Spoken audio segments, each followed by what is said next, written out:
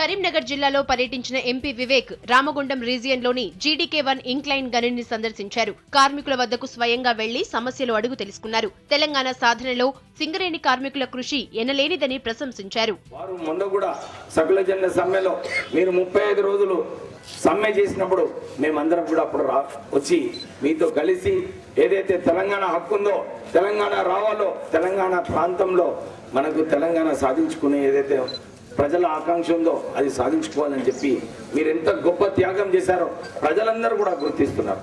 2 లక్షల వరకు income tax exemption చేపిస్తానని చెప్పిన నేను ఫైనాన్స్ మినిస్టర్ మీద, అక్కడ ప్రైమ్ మినిస్టర్ మీద కూడా 4 సార్లు కలిసి ఈ 2 లక్షలు చేయడం జరిగింది. రామగుండం నగరపాలక సంస్థ పరిధిలో అభివృద్ధి పనులను సమీక్షించారు. ప్రజల తాగునీటి అవసరాల కోసం ఏర్పాటు చేసిన సమీక్షా సమావేశానికి జిల్లా జాయింట్ కలెక్టర్, కమిషనర్ డుమా కొట్టడంపై తీవ్ర ఆగ్రహం వ్యక్తం చేశారు. అభివృద్ధి పనులను మంత్రి శ్రీధర్ బాబు, అతని అనుచరులు అడ్డుకుంటున్నారంటూ ఫైర్ అయ్యారు ఎంపీ వివేక్. నేను ఈ రోజు ప్రజల మంచి కోసం ఒక మంచి ప్రాజెక్ట్ మన గోదావరి ప్రజలకు తేవడానికి ఈ రివ్యూ మీటింగ్ పెడితే కావాలని చెప్పి మంత్రి గారు ఈ మీటింగ్ క్యాన్సిల్ చేయించడము, ఇక్కడ ప్రజలకు ఇబ్బంది పెట్టడం చాలా బాధాకరమైన విషయము. ఎందుకంటే ప్రజల సమస్యలు ఉన్నప్పుడు, సమస్యలు ఏ పార్టీకి చెందిన వాళ్ళైనా కానీ ఇక్కడ ఎలక్టెడ్ రిప్రజెంటేటివ్స్ ద్వారా పనులు జరగాలి. కానీ ఈ వివక్ష ఏదైతే జరుగుతుందో మాకు అర్థం కావట్లేదు. ప్రజలే సరైన గుణపాఠం చెప్తారు.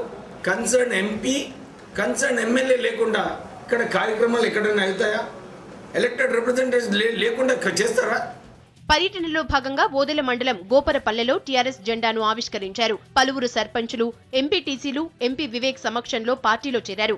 48 సంవత్సరాలు వాళ్ళ కింద మనం పనిచేసినప్పుడు వాళ్ళు 10 సంవత్సరాలు మన కింద పనిచేయలేరా? మనం ఏమన్నాము, మీరు ఉండండి ఇక్కడ, మీరు సోదరులాగా విడిపోదాం, కలిసి ఉందామని చెప్పి మనం అంటున్నాం. మన ఈ ముఖ్యమంత్రి ఏదైతే ప్రోత్సహిస్తున్నాడో ఈ అజిటేషన్కి, ఈ డీజీపీ ఎక్కడైతే తెలంగాణ ఎంపీస్ని అరెస్ట్ చేసినాడు ఇక్కడ, కానీ అక్కడ ఏమైనా చేసిందా? అరెస్ట్ ఎవరినైనా అరెస్ట్ చేస్తుండా?